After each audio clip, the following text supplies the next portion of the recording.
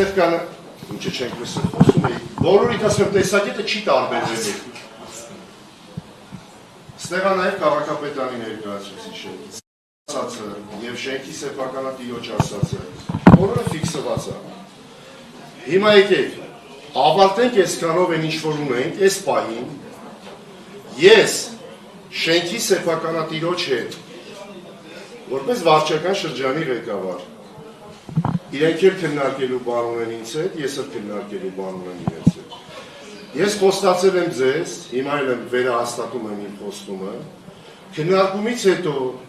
շենքի սեփականատիրոջից հետո, քննարկումից հետո, այն հարցերը, որ ես ունեմ իրան, այն հարցերը, որ ինքն ունի, շենքի հետ կապված, իր այդ քննարկումից հետո, միգուցե հենց շենքի սեփականատիրոջ հետ,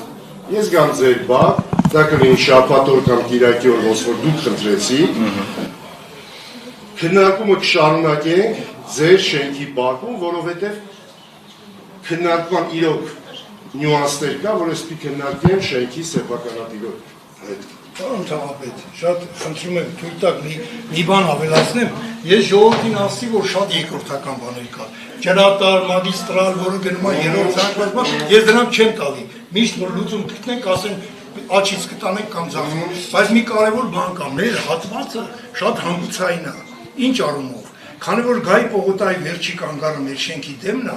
հարյուրավոր մարդիկ, որոնք ապրում են երկրորդ կվարտալ, առաջի կվարտալի վերևները, իջնում են այդ կանգառում, շատ լավ խանութներ է այդ շարքի վրա, գնումներ են անում ու մեր տարածքով եւ այդ շենքի տարածքով գնում են դեպի վերև, դեպի երկրորդ կվարտալ, երեխեքին դա էլ ավելանում